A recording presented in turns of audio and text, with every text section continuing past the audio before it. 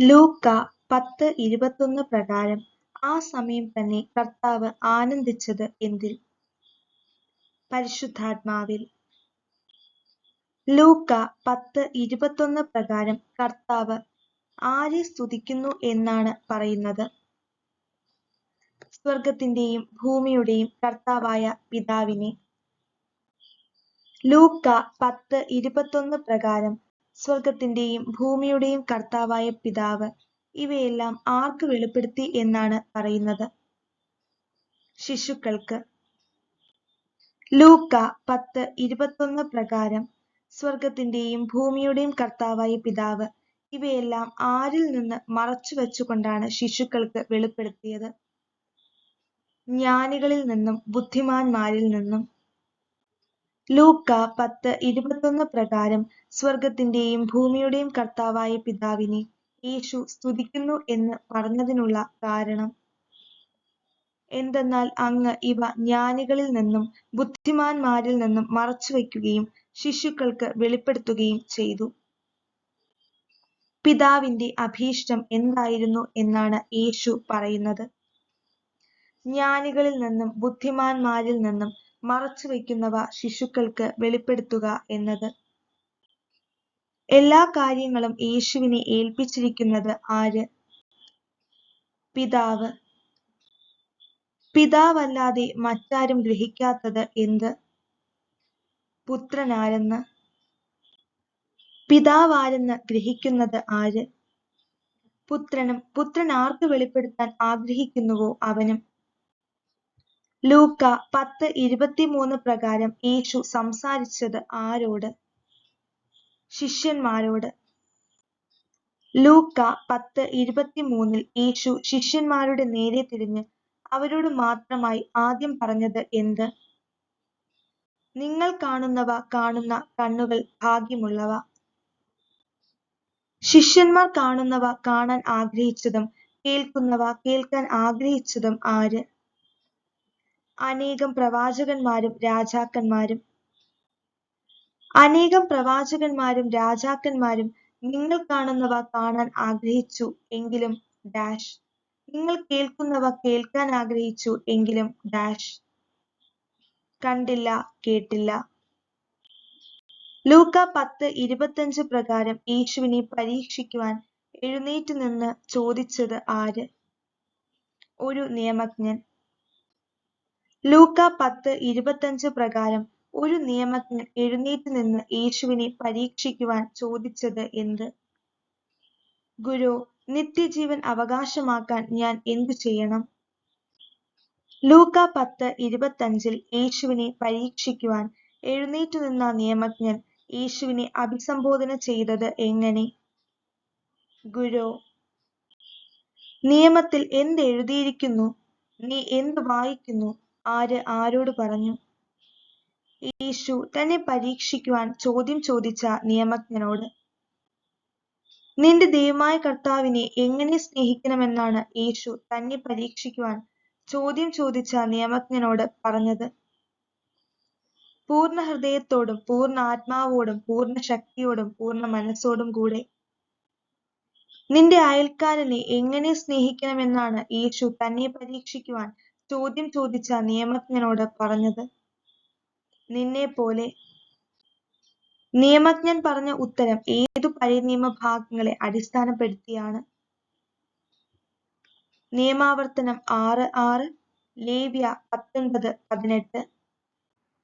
ലൂക്ക 10:27 ഉദ്ധരിക്കുന്ന നിയമം ഉള്ള പുതിയ നിയമ ഭാഗങ്ങൾ: മത്തായി 22:37-39, മർക്കോസ് 12:30-31.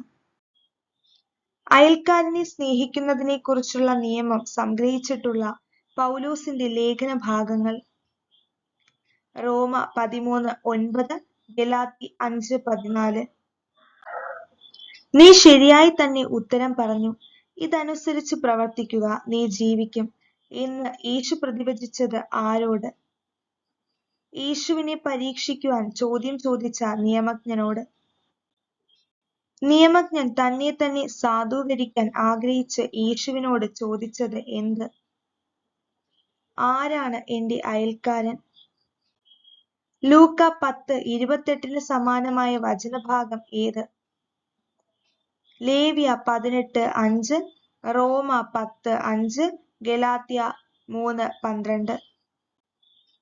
ആരാണ് എന്റെ അയൽക്കാരൻ എന്ന് യേശുവിനോട് ചോദിച്ച നിയമജ്ഞനോട് യേശു മറുപടി പറഞ്ഞത് ആരുടെ കഥ പറഞ്ഞ്?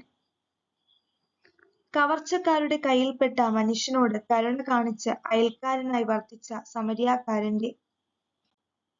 ഒരുവൻ കവർച്ചക്കാരുടെ കയ്യിൽപ്പെട്ട മനുഷ്യൻ എവിടെ നിന്ന് എവിടേക്ക് പോവുകയായിരുന്നു? ജെറുസലേമിൽ നിന്ന് ജെറീക്കോയിലേക്ക്.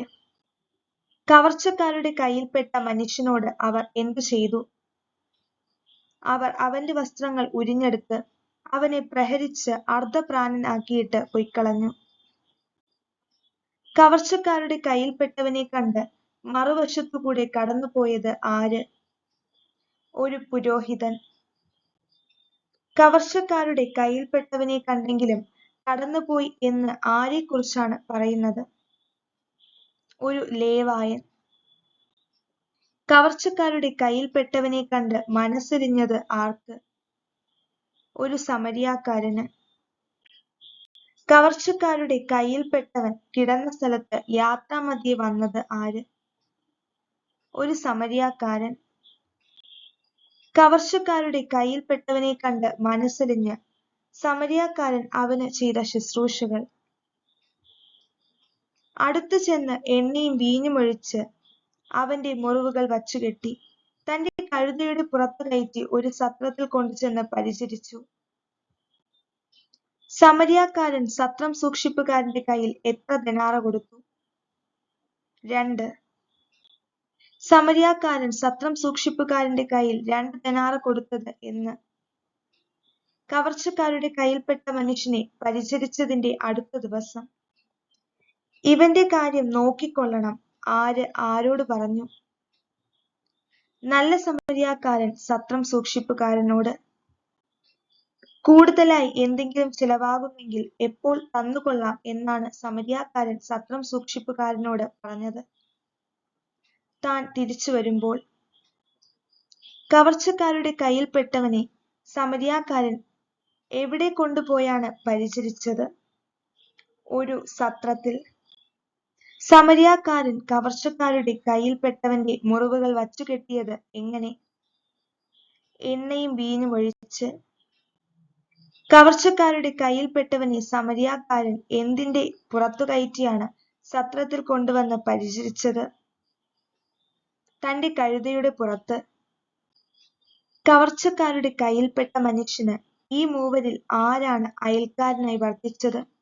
ആര് ആരോട് ചോദിച്ചു? യേശു നിയമജ്ഞനോട്. കവർച്ചക്കാരുടെ കയ്യിൽപ്പെട്ട മനുഷ്യന് ഈ മൂവരിൽ ആരാണ് അയൽക്കാരനായി വർത്തിച്ചത് എന്ന് യേശുവിന്റെ ചോദ്യത്തിന് നിയമജ്ഞൻ പറഞ്ഞത് എന്ത്? അവനോട് കരുണ കാണിച്ചവൻ. തന്നെ പരീക്ഷിക്കുവാൻ ചോദ്യം ചോദിച്ച നിയമജ്ഞനോട് യേശു അവസാനമായി പറഞ്ഞതെന്ത്? നീയും പോയി അതുപോലെ ചെയ്യുക. നീയും പോയി അതുപോലെ ചെയ്യുക എന്ന് യേശു പറഞ്ഞത് ആരോട്? തന്നെ പരീക്ഷിക്കുവാൻ ചോദ്യം ചോദിച്ച നിയമജ്ഞനോട്. നിയമജ്ഞനോട് നീയും പോയി അതുപോലെ ചെയ്യുക എന്ന് പറഞ്ഞതിനു ശേഷം അവർ പോകുന്ന വഴി എവിടെ പ്രവേശിച്ചു? ഒരു ഗ്രാമത്തിൽ.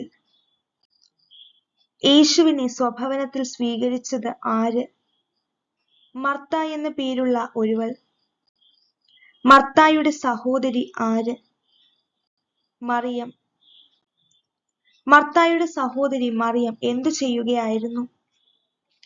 കർത്താവിന്റെ വചനങ്ങൾ കേട്ടുകൊണ്ട് അവന്റെ പാദത്തിങ്കൽ ഇരുന്നു. വ്യഗ്രചിത്തയായിരുന്നത് ആര്? മർത്ത. മർത്ത വ്യഗ്രചിത്തയായിരുന്നത് എങ്ങനെ?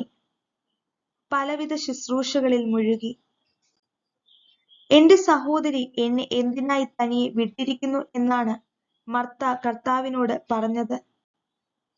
ശുശ്രൂഷയ്ക്കായി. എന്നെ സഹായിക്കുവാൻ അവളോട് പറയുക.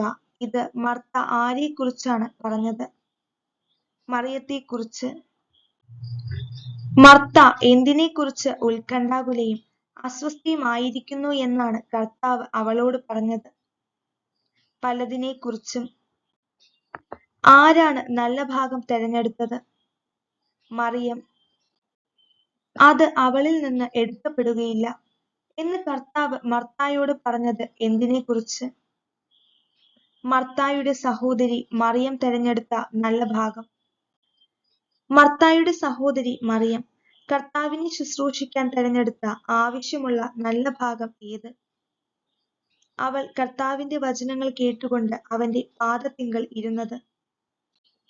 ലൂക്ക അധ്യായം 10 യേശുവിന് കർത്താവ് എന്ന നാമം എത്ര പ്രാവശ്യം? 4.